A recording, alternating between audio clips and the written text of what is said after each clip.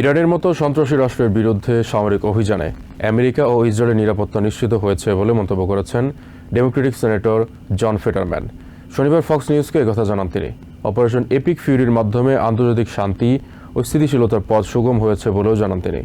এদিকে ইরানে হামলা চালিয়ে প্রেসিডেন্ট ট্রাম্প যুগান্তকারী সিদ্ধান্ত নিয়েছেন বলে জানান সাবেক vice president Mike pens.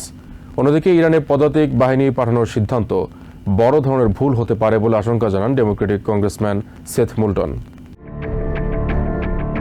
Iran যুদ্ধ আরো ৪৭ বছর আগে শুরু হয়েছিল বলে মন্তব্য করেছেন সাবেক vice president Mike Pence. Fox নিউজকে তিনি বলেন, বিভিন্ন সময়ে ইরানিদের বিপক্ষে যুদ্ধে ২৪০ জন আমেরিকান সেনা নিহত হয়েছেন। মাইক পেন্স বলেন, প্রেসিডেন্ট ট্রাম্পের নেতৃত্বে এখন সরাসরি আন্তর্জাতিক সন্ত্রাসের মূল কেন্দ্রে লড়াই চলছে। একই সাথে অপারেশন এপিক ফিউরি প্রায় নিখুঁতভাবে সম্পন্ন হয়েছে বলেও উল্লেখ করেন মাইক পেন্স। অভিযান পরিচালনা ও বাস্তবায়নে তেমন কোনো ক্ষতি হয়নি বলেও উল্লেখ করেন তিনি। এই পদক্ষেপের মাধ্যমে আমেরিকা ও ইসরায়েল ইরানের সামরিক ও নিরাপত্তা সক্ষমতা হ্রাস করার চেষ্টা করছে, যাতে তারা আমেরিকা ও মিত্রদেশ ছাড়াও বিশ্বে কোনো হুমকির সৃষ্টি না করতে পারে বলেও উল্লেখ করেন সাবেক ভাইস প্রেসিডেন্ট। এদিকে ডেমোক্রেটিক সেনেটর জন ফেটারম্যান মনে করেন, ইরানের সামরিক অভিযান আমেরিকা ও ইসরায়েলের নিরাপত্তা নিশ্চিত করেছে। একই সঙ্গে এই অভিযান ইরানের পারমাণবিক ও ক্ষেপণাস্ত্র ক্ষমতাকে দ্রুত সীমিত করেছে বলেও মনে করেন এই সেনেটর।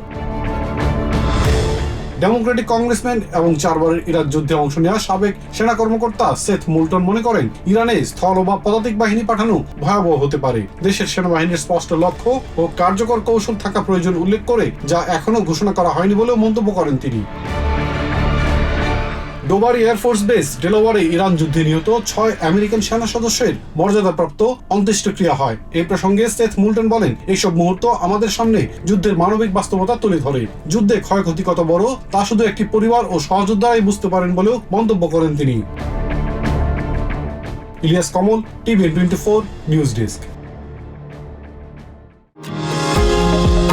নিউ ইয়র্ক থেকে সম্প্রচারিত টিভিএন 24 টেলিভিশন বিশ্বজুড়ে বাঙালির কণ্ঠস্বর।